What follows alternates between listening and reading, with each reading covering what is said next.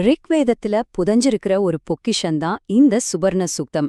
இது வெறும் ஒரு பழங்கால பாடல் மட்டும் இல்லைங்க, பிரபஞ்சத்தோட படைப்பு ரகசியங்களையே ஒரு பெரிய புதிரா நம்ம முன்னாடி வைக்குது. குறியீடுகள், உருவகங்கள்னு இது மூலமா இந்த பிரபஞ்சத்துக்கும் நமக்கும் என்ன தொடர்புன்னு ரொம்ப ஆழமா ஆராயுது. வாங்க நாம சேர்ந்து இந்த மர்மங்களுக்குள்ள ஒரு பயணம் போலாம். இந்த சூக்தம் ஆரம்பிக்கிறதே ஒரு விசித்திரமான புதிரோடு தான். இது 3 சகோதரர்களை பத்தின ஒரு கதை. ஆனா இது சாதாரண கதை இல்ல, படைப்போட அடிப்படை தத்துவங்களே கேள்வி கேட்க வைக்கிற ஒரு பெரிய மர்மம். இதுதான் அந்த முதல் ஸ்லோகம். கேட்கவே கொஞ்சம் விசித்திரமா இருக்குல்ல. மேலோட்டமா பார்த்தா இது என்னடா வர்ணனைன்னு தோணலாம். ஆனா இந்த வரிகளுக்குள்ளதான் ரொம்ப ஆழமான குறியீட்டு அர்த்தங்கள் புதஞ்சிருக்கு. இந்த மர்மமான வர்ணனை தான் இந்த சூக்தத்தோட மையப்புள்ளியே. சோ இந்த 3 சகோதரர்களும் உண்மையிலே யாரு, அவங்க எதை குறிக்கிறாங்க? இந்த கேள்விகளுக்கான பதில்களை தேடும்போதுதான் பிரபஞ்சத்தோட ரகசியங்களையும் நம்மளோட இருப்ப பத்தின ஒரு புத்தம் புது பார்வையையும் நாம் அடைய போறோம். வாங்க இந்த மர்மத்தை உடைக்க முயற்சிப்போம். அந்த சகோதரர்களோட மர்மம் ஒரு பக்கம் இருக்கட்டும், அடுத்து இந்த சூக்தம் இன்னொரு சக்தி வாய்ந்த விஷயத்தை அறிமுகப்படுத்துது. அதுதான் ஒரு மர்மமான தேர். இந்த தேர் பிரபஞ்சத்தோட இயக்கத்தையும் அதுல இருக்கிற அடிப்படை கூறுகளையும் குறிக்குது. அதோட ஒவ்வொரு பாகத்துக்கும் ஒரு ஆழமான தத்துவார்த்தார்த்தம் இருக்கு. ஆச்சரியமான விஷயம் என்னன்னா, இந்த தேருக்கு ஒரே ஒரு சக்கரம் தானா? இது எதை குறிக்குது தெரியுமா? சூரியனை மையமா கொண்ட நம்ம சூரிய மண்டலத்தை. யோசிச்சு பாருங்க, அந்த காலத்திலே எவ்வளவு ஆழமான வானியல் அறிவு இருந்திருக்குன்னு. இந்த ஒத்த சக்கரம் படைப்போட மையத்துல இருக்கிற அந்த ஒற்றை மகா சக்தியையும் குறிக்குது. சரி, இந்த ஒத்த சக்கரத்தேரை இழுக்கிறது யாருன்னு பார்த்தா 7 சக்தி வாய்ந்த ஜீவன்கள்லாம். இந்த 7ங்கிற நம்பர் ஒருவேளை சூரியனோட 7 வண்ணக் கதிர்களா இருக்கலாம், இல்லனா மனிதனோட இருப்பின் 7 நிலைகளை கூட குறிக்கலாம். அதாவது படைப்புல எவ்வளவுதான் வித்தியாசங்கள் இருந்தாலும் எல்லாம் ஒண்ணுக்கொன்னு தொடர்புல இருக்குங்கிறத இது அழகா காட்டுது. இன்னும் கொஞ்சம் ஆழமா போனோம்னா, இந்த தேரோட சக்கரத்துக்கு 3 மையங்கள், அதாவது குடங்களும் இருக்காம். இவை சூரியன், சந்திரன், பூமி, இந்த 3 முக்கிய வான்பொருட்களை குறிக்குது. பிரபஞ்சத்தோட முக்கிய சக்திகளுக்கு நடுவுல இருக்கிற சமநிலையையும் எல்லாம் ஒன்னு சார்ந்து இருக்குன்றதையும் இது உணர்த்துது. இந்த மொத்த புதிரையும் நாம தீர்க்கணும்னா முதல்ல இந்த சூக்தத்துல பயன்படுத்துற குறியீட்டு மொழியை நம்ம புரிஞ்சுக்கணும். இந்த குறியீடுகள் 2 லெவல்ல வேலை செய்யுது. ஒன்னு பிரபஞ்ச அளவுல, அதாவது மேக்ரோகாசம். இன்னொன்னு தனிப்பட்ட மனித அளவுல, அதாவது மைக்ரோகாசம். பிரபஞ்சத்தோட விதிகள் நமக்குள்ளேயும் எப்படி பிரதிபலிக்குதுங்கிறத பத்தின ஒரு ஆழமான பார்வை இது. முதல்ல ரதம், அதாவது தேர். இது சூரிய மண்டலத்தையே குறிக்குது. இது வெறும் ஒரு வண்டி இல்ல, இந்த முழு பிரபஞ்சத்தோட ஒரு சின்ன மாதிரி.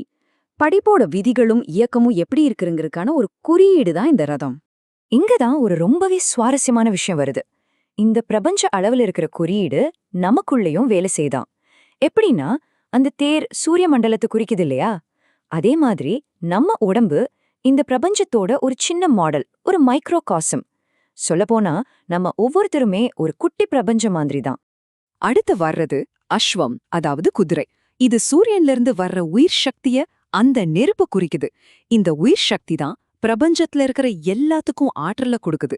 இதுதான் படைப்போட ஸ்டார்டிங் பாயிண்ட், எல்லா இயக்கத்துக்கும் மூலம். பிரபஞ்சத்தை இயக்குற அந்த ஆற்றல் தான் நம்ம உடம்புல பிராணன் அல்லது உயிர் சக்தியா இருக்கு. சூரியன் கிட்ட இருந்து வர்ற அதே எனர்ஜி தான் நமக்கும் உயிர் கொடுக்குது. இது நமக்கும் இந்த பிரபஞ்சத்துக்கும் இருக்கிற அந்த பிரிக்க முடியாத தொடர்பை காட்டுது இல்லையா? கடைசியா தேனு, அதாவது பசு. இது இயற்கையோட படைப்பு திறனை குறிக்குது. எப்படி ஒரு பசு பாலை கொடுத்து உயிர்களை வளர்க்குதோ, அதே மாதிரி இயற்கை இந்த பிரபஞ்சத்துல இருக்கிற எல்லாத்தையும் உருவாக்கி பாதுகாக்குது. இது படைப்போட அந்த வளமான கருணையான தன்மையோட அடையாளம். இது எவ்வளவு அழகா விளக்கப்பட்டிருக்கு பாருங்க. பிரபஞ்சத்தை உருவாக்குற இயற்கையோட அதே படைப்பு திறன் நம்மளோட உள் அனுபவத்துக்கும் மூலமா இருக்கு. எப்படி நம்ம உடம்புல இருக்கிற சுரப்பிகள் சந்தோஷத்தை, ஆனந்தத்தை உருவாக்குதோ, அதே மாதிரிதான் இயற்கை இந்த பிரபஞ்சத்தையே உருவாக்குது. நமக்குள்ள இருக்கிற படைப்பு திறனுக்கான ஒரு சக்தி வாய்ந்த ரிமைண்டர் இது. சரி, நாம இதுவரைக்கும் இந்த சூக்தத்தோட அந்த ஆழமான ஒருமைப்பாட்டு தத்துவத்தை பார்த்தோம். ஆனா ஏன் இந்த பார்வை காலப்போக்குல மறைஞ்சு போய் வேற வேற மாதிரி விளக்கப்பட்டுச்சு? இந்த வர்ணனையின் ஆசிரியர் மாஸ்டர் ஈகே இந்த ஒருமித்த பார்வையை பகிர்ந்துக்கிறது ஏன் இவ்ளோ முக்கியம்னு நினைச்சாருங்கிறத நாம இப்ப ஆராய்வோம். பல நவீன விளக்கங்கள் வேதங்களோட மையச் செய்தியான அந்த ஒற்றுமைங்கிற விஷயத்த மிஸ் பண்ணிடுச்சுன்னு அவர் நம்பினார். சில விளக்கங்கள் வேதங்கள வெறும் பழங்கால சடங்குகளாகவும் இயற்கையை கண்டு பயந்து பாடின பாடல்களாகவும் தான் காட்டுது. ஆனா அதுக்குள்ள இருக்கிற அந்த ஆழமான தத்துவத்தை அதுங்க விட்டுடுச்சு. மாஸ்டர் ஈகே என்ன சொல்றாருன்னா, பெரும்பாலும் மேற்கத்திய அறிஞர்கள் கொண்டு வந்த இந்த மாதிரியான தியரிஸ் எல்லாம் மக்கள்கிட்ட ஒரு விதமான பிரிவினைய உருவாக்கிடுச்சு. இதனால இந்த சூக்தத்திலிருந்து அந்த ஒருங்கிணைந்த ஞானம், அதாவது எல்லாமே ஒண்ணுதான்ற அந்த பார்வை மறைஞ்சு போச்சு. இந்த மாதிரி தப்பான விளக்கங்கள் வேதங்களோட உண்மையான நோக்கத்தையே சிதைச்சிடுச்சுன்னு அவர் ரொம்ப வருத்தப்படுறார். அப்போ அந்த புதிரோட உண்மையான விடை என்ன? அந்த 3 சகோதரர்களையும் அந்த தேரையும் இந்த ஒட்டுமொத்த பிரபஞ்சத்தையும் இணைக்கிற அந்த ஒருமித்த கொள்கை என்ன? வாங்க இந்த சுக்தத்தோட கிளைமேக்ஸ்க்கு போய் இந்த மர்மத்தை முழுசா தீர்த்தரலாம். இந்த சூக்தம் ரொம்ப தெளிவா ஒரு விஷயத்த சொல்லுது. இந்த பிரபஞ்சம் பல கடவுள்களால துண்டு துண்டாக்கப்பட்ட ஒரு இடம் கிடையாது. அதுக்கு பதிலா நாம பாக்குற இந்த வெவ்வேறு சக்திகள், தெய்வங்கள், உருவங்கள் எல்லாம் ஒரே ஒரு பேருண்மையோட வெவ்வேறு வெளிப்பாடுகள் தான் சொல்லுது. இந்திரன், மித்ரன், வருணன்னு நாம சொல்ற எல்லா தெய்வங்களுமே அந்த ஒரே பிரபஞ்ச சக்தியோட வெவ்வேறு முகங்கள் தான். அப்போ அந்த புதிரோட விடை என்ன? இதுதாங்க விடை. அந்த 3 சகோதரர்கள், இயற்கையோட சக்திகள், தேவர்கள், இவங்க எல்லாருமே சுபர்ணன், அதாவது கழுகு கடவுள்னு சொல்லப்படுற ஒரே சக்தியோட வெவ்வேறு வடிவங்கள் தான். இந்த சுபர்ணன் படைப்போட அந்த ஒற்று சக்திய குறிக்குது. அதாவது பல உருவங்கள்ல இருந்தாலும் அதுக்கு பின்னாடி இருக்கிறது ஒரே ஒரு உண்மைதான். இதுதான் இந்த சூக்தத்தோட அல்டிமேட் டேக்அவே. நாம இந்த பிரபஞ்சத்துல இருந்து தனியா இல்ல, நாம அதுக்குள்ள இருக்கிற ஒரு பகுதி.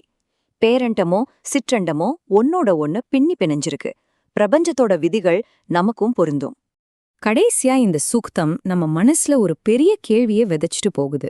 இந்த பிரபஞ்சமே நம்மளோட ஒரு பிரதிபலிப்புன்னா, அப்போ இந்த மாபெரும் படைப்புல நம்மளோட உண்மையான இடம் என்ன? நம்ம வாழ்க்கையோட நோக்கம் என்னவா இருக்கும்? இத பத்தி கொஞ்சம் யோசிச்சு பாருங்க. இந்த சூக்தம் நம்மள அப்படி யோசிக்க வைக்குது.